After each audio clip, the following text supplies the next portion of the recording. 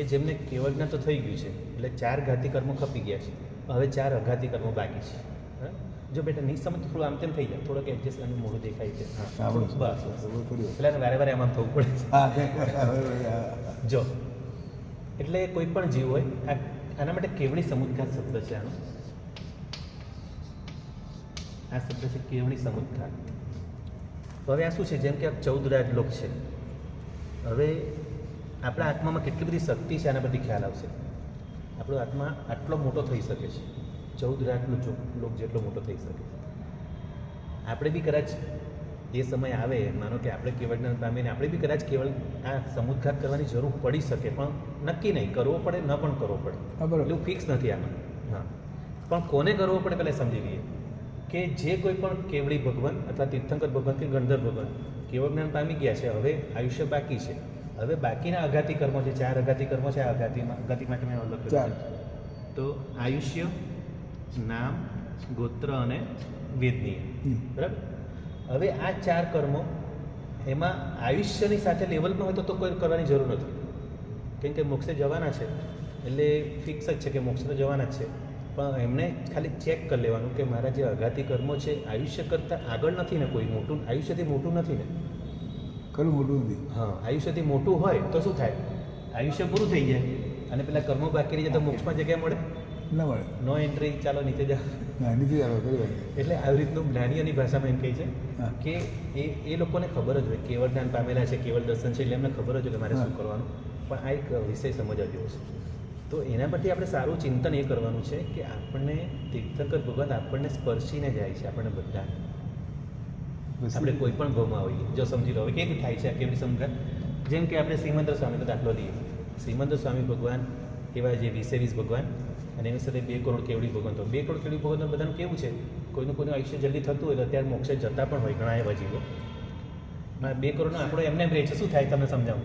6 મહિનામાં 2 જાય છે એવી ના, ઓછામાં ઓછા લોજિક છે કે ના, ઓછામાં ઓછા 2, 6 મહિનામાં ઓછામાં ઓછા 2. બાકી તો એ હમણાં વાત થઈ એટલે બાકી તો કરોડો જાય. ઓછામાં ઓછા 2. હા, એટલે કે એ આપણને સ્પર્શીને જઈ શકે. હા, એટલે એ મોક્ષે જવાનું જે ક્રિયા છે ને એમાં ઓછામાં ઓછા 6 મહિનામાં 2 તો જાય જ ઓછામાં ઓછા. એનાથી ઓછા ના જાય. મહાવિદ્યની વાત છે. આપણે તો 5મો વારો ચાલે છે, આપણે ત્યાં નહીં. અત્યારે નહીં, આપણે ત્યાં મહાવિદ્યમાં કાયમ માટે મોક્ષે જવાનું ચાલુ જ છે. એટલે ઘણા લોકો એમ બોલે ને કે આ મોક્ષ દ્વાર બંધ થઈ ગયો છે, એવું ના બોલાય. મહાવિદ્યની વાત છે. એટલે ઘણા લોકો અહીંયા બોલે છે કે ભાઈ મોક્ષ દ્વાર તો બંધ થઈ ગયા, આવો શબ્દ ન બોલાય. મોક્ષના કોઈ દરવાજા જ નથી. મોક્ષ બધી બાજુથી ખુલ્લો જ છે અને મહાવિદ્યમાંથી તો મોક્ષે જવાનું ચાલુ જ છે. બરાબર. ખાલી આપણે ભરત અને ઐરાવતમાં 5 ભરત અને 5 ઐરાવતમાં એવું છે કે હમણાં 5મો વારો છે એટલે હમણાં ભગવાન નથી અને આપણે બધું છઠ્ઠું સંગણ બળ છે એટલે એવું આપણું શરીર પણ નથી. કેવું શરીર જોઈએ? પ્રથમ સંગણ બળવાળું જોઈએ શરીર, અને એવા જીવો જ મોક્ષે જઈ શકે. પહેલી શરત આ છે, પ્રથમ સંગણ બળ જોઈએ. પ્રથમ સંગણ બળ એટલે એના હાડકા એટલા મજબૂત હોય ને, વજ્ર જેવાય, એને વજ્ર ઋષભ નારાજ કહેવાય. આપણી સહનશક્તિ નથી. તો હવે આ જે સમુદ્ઘાત જે કરવામાં આવે છે, હવે માની લો કે સિમંદર સ્વામીને આપણે સમુદ્ઘાત કરવાનો છે. આવતા 24મીમાં 7મા તીર્થંકરના મોક્ષે, આપણા 7મા તીર્થંકર જે અહીં થશે પદ્મનાભથી લઈને 7મા નંબર છે ઉદય સ્વામી. ઉદય સ્વામીના મોક્ષે ગયા પછીનો જે વચ્ચેનો ગેપ આવશે એમના શાસનકાળમાં, ત્યારે આ 20 ભગવાન એક સાથે મોક્ષે જવાના છે. બરાબર. હવે માનો કે સિમંદર સ્વામીને આ કેવળી સમુદ્ઘાત, આપણે ખાલી એક્ઝામ્પલ લઈએ છીએ, કરવાનું કે નથી કરવાનું ખબર નથી, પણ માનો કે કરવો પડે છે કેવળી આ સમુદ્ઘાત, તો શું કરવાનું કે પ્રભુ શું કરશે? અહીંયા અત્યારે પ્રભુ છે, બરાબર, આપણું અડીદીપમાં જ છે, એટલે અહીંયા મહાવિદ્ય તો અહીં નજીક જ છે. તો અહીંથી મહાવિદ્યમાં સિમંદર સ્વામી બેઠા છે.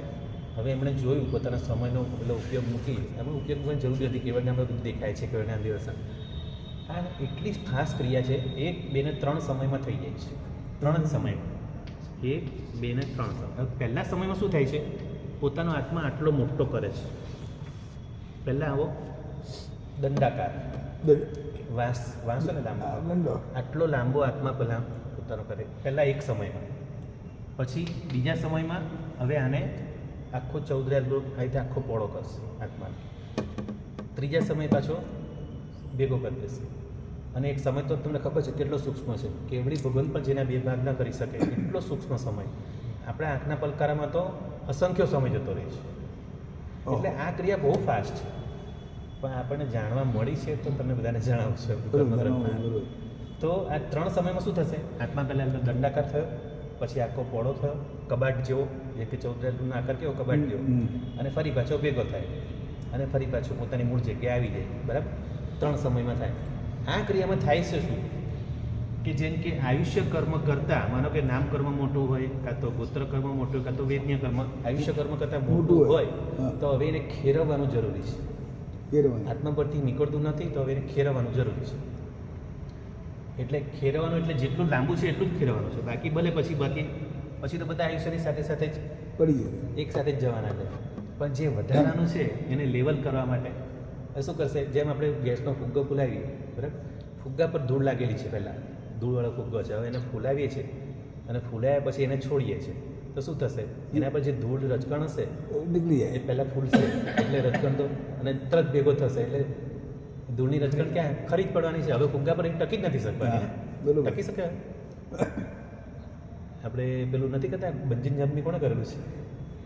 બંજી જમ્પિંગ કોઈ કરેલું છે? કર્યું છે?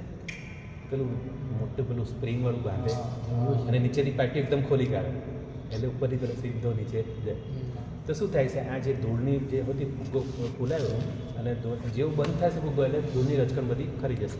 એ રીતે આત્મા આ રીતે મોટો થાય અને જેવો ભેગો થશે આત્મા એટલે તરત જે પેલા કર્મ જે હતા, જે જગ્યા હતા એ જગ્યાએ એમને પહોંચાડી દીધા. જે કર્મના દ્રવ્ય જ છે, પૂતગલ જ છે કર્મ. એટલે કર્મ અને પૂતગલને પોતપોતાના સ્થાને આખા 14 આની બહાર તો જવાનું નથી, આની બહાર તો કશું છે જ નહીં. એટલે જે કર્મનો પૂતગલ જે સ્થાનેથી આવેલા એ સ્થાને એને પહોંચાડી અને આત્મા પાછો ભેગો થઈ ગયો. એટલે આને કેવડી સમુદ્ગાત. હવે આના પરથી આપણે ચિંતન એ કરવાનું છે કે જ્યારે જ્યારે આ કેવડી સમુદ્ગાત થાય છે, એટલે કેવડી ભગવાન એટલે બધા જ ભગવાન, તીર્થંકર ભગવાન હોય કે ગંધર ભગવાન તો કોઈ સામાન્ય કેવડી પણ હોય, જેમ કે ગજ સુકુમાર હોય કે કોઈ બી હોય. બરાબર? તો એ તો મોક્ષે જવાના જ છે, એટલે સિદ્ધ કેવડી થઈ ગયા એટલે ભગવાન જ કહેવાય. ભલે 4 ગાતી કર્મ અને પછી બાકીના 4 અગાતી. તો હવે એ આપણને બધાને આપણે કોઈ પણ જગ્યાએ આમાંથી આની બહાર તો આપણે છે જ નહીં. 14 લોકમાં આપણે ક્યાંય ને ક્યાંક તો હશું, અને મનુષ્યપણામાં નહીં હોય તો ક્યારેક તિરંજપણામાં હશું, નિગોદમાં હશું, ગમે ત્યાં હશું. ગમે પણ તે. આપણને તો પ્રભુનો આત્મા સ્પર્શીને જાય છે. આનું ચિંતન કરવાનું છે કે પ્રભુ તો આપણને કેટલી વાર સ્પર્શીને ગયા, પણ આપણે કેમ પ્રભુ જેવા નથી થતા? એટલે આપણામાં શું ખામી છે? આપણે કસાયમાં ક્યાં ઓછા કરવાના છે? એટલે પ્રભુની કૃપા તો આવું તો કેટલી વાર આપણે થયું હોય હશે. કેવડી સમુદ્ગાત તો કેટલાય જીવો કર્યો હશે, અને કેટલી વાર પ્રભુ આપણને તીર્થકર ભગવાનનો પણ જીવ આપણને સ્પર્શીને ગયો હશે, ગંધર્વ ભગવાનનો પણ સ્પર્શીને ગયો હશે, અને કોઈ સામાન્ય કેવડીનો પણ જીવ સ્પર્શીને ગયો હશે આપણને. જંબુ સ્વામી પણ હોઈ શકે, કોઈ પણ હોઈ શકે.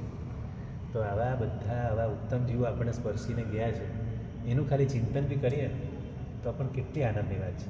આપણે આમ તો પ્રભુને પામવા માટે કેટલી બધી મહેનત કરીએ છીએ, કેવી ભક્તિ કરીએ આમ તો છીએ. મહેનત કરીએ છીએ. પ્રભુ મને મળો, પ્રભુ પ્રભુ મારા હૃદયમાં વસો.